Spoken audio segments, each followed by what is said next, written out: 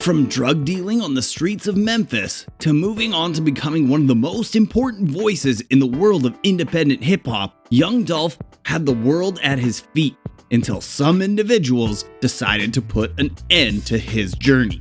His career was slowly becoming beautiful, but the cold hands of death grabbed him too early. In this video, we will take a look at the life of Young Dolph, his life and the events that led up to his death. Make sure you subscribe if you haven't, and share your thoughts with us in the comments section.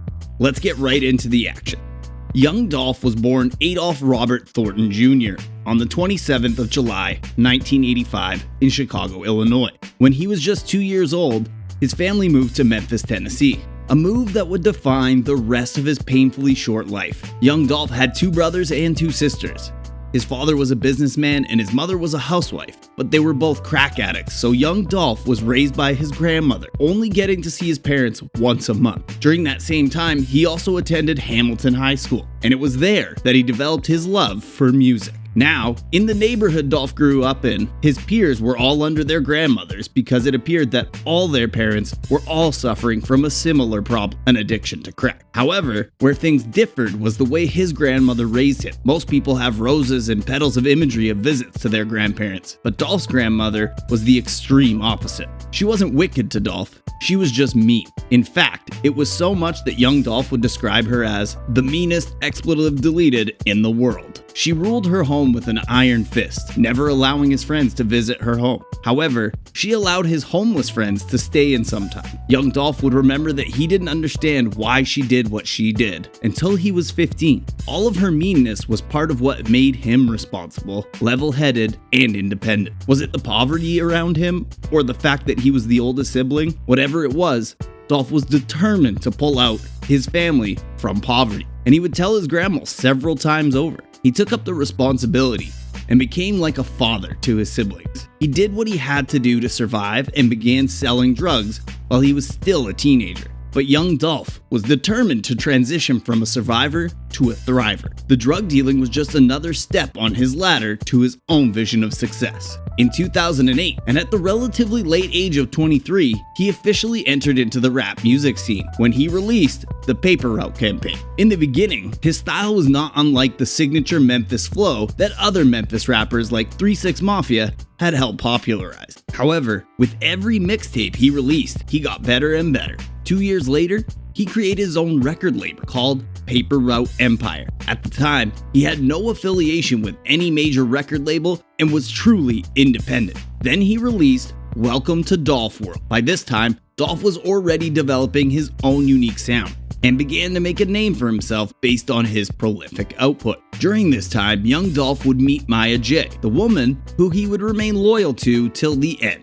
By the time High Class Street Music 4 and the Preach single had dropped in 2014, Dolph was working with major label producers, including Drumma Boy and Zaytoven. It was during this period, in August of the same year, that Yo Gotti, another Memphis rapper, approached him with a record deal to his Yo Gotti Collective Music Group label. This was a label that was affiliated with Epic Records under the Sony umbrella. To anyone who was a newbie in the game and didn't really have a vision of what they wanted for themselves, this would have been the opportunity of a lifetime. But for Dolph, who had gotten as far as he did through grit, discipline, and a clear vision of his destination, it was not part of the plan, so he declined the offer. And this is when the danger began to creep on the horizon. Young Dolph's collaboration with Drumma Boy and Zaytoven gave birth to most of the tracks of his 2016 debut LP, King of Memphis, which featured no guest artists. This was a flex, one that Young Dolph had earned. Earlier that year, Young Dolph had also been featured on OT Genesis Double Platinum Cut It, and the buzz that generated skyrocketed Young Dolph's debut to number 49 on the Billboard 200 chart. At this point, the industry could no longer ignore the Memphis rapper, and it was at this point that Young Dolph's debut album began to ruffle some feathers. You see, rappers like Yo Gotti had been on the Memphis music scene since 1996 and was born in the city, so it was pretty uncomfortable for him to hear someone like Young Dolph, who had moved to his city and was a young blood compared to him, proclaim himself King of Memphis. In the words of Michael Jackson, Yo Gotti took it personally. The beef started slowly with jabs and insults coming from both sides. Then, Young Dolph spread Gotti under the sun when he tweeted this: "Bra went from being my #1 fan and wanting to sign me to being my biggest hater." During that same period, Black Youngsta, a young rapper who had been signed by Gotti, took to Instagram and promised to slap the shit out of Young Dolph. He then released a diss track titled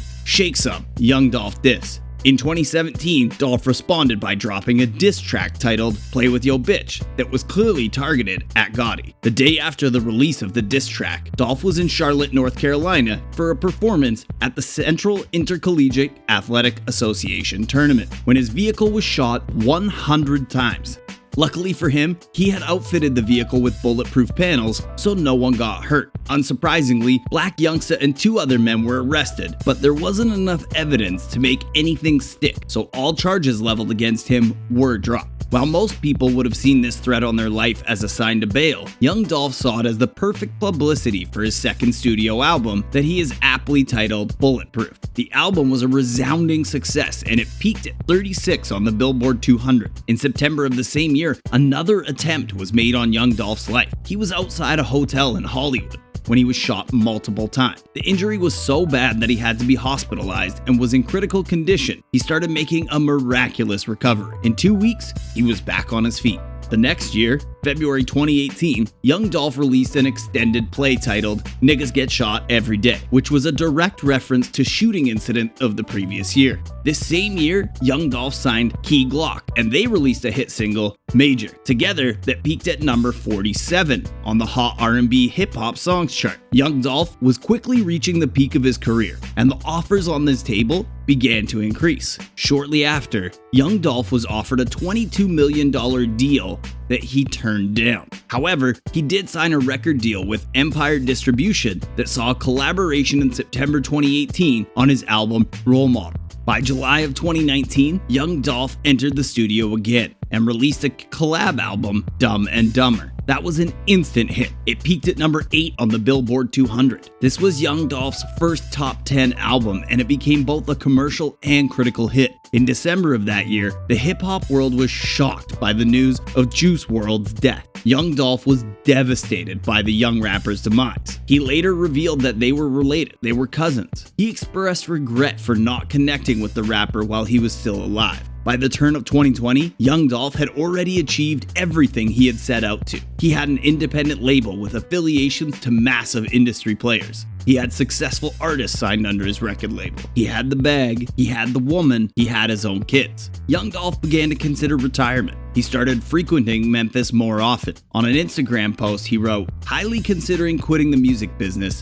because I really want to be with my kids 24/7. However, when the pandemic hit, he released 2 singles that had a more mature direction and highlighted the COVID pandemic. When he was asked about the release, in contrast with his earlier suggestion of retirement, Young Dolph said he had a lot of people looking up to him and he couldn't quit quite yet. Young Dolph's 7th album came on the 14th of August 2020 and it was titled Rich Slave. It featured Megan Thee Stallion on it and the album peaked at number 4 on the Billboard 200, making it his highest charting album yet. The album title referenced the reality of being black and rich in this America.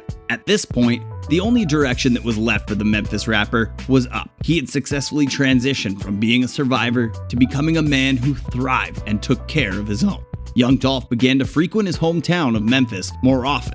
He gave back to his community, giving out Ferraris to his fans and hosting holiday giveaways for members of his community. It was during the preparation of one such giveaway that Dolph decided to stop by a familiar spot in town, Makita's Homemade Butter Cookies. It was the 17th of November 2021 at 12:22 p.m. Young Dolph was picking up cookies as usual for his mother when 2 masked gunmen got down from a white Benz and shot him dead. This would be the 3rd and final attempt on the young rapper's life. The police tried hard to disperse the crowd that had gathered at the scene of the crime. A curfew was imposed in Memphis to prevent any riot that could arise from the murder of Young Dolph. A man that had lived for people all his life, a man that had risen from the trenches and given back to his community, was silenced in the same fashion as Nipsey Hussle. And just like all the attempts before now, the police still don't have a suspect and fans have been left wondering if this was a crime of jealousy or just another murder in the streets. We sincerely hope some breakthrough happens in this tragic case of Young Dolph. May his soul rest in perfect peace. Make sure you hit the subscribe button and notification bell so you don't miss out on any more of our videos.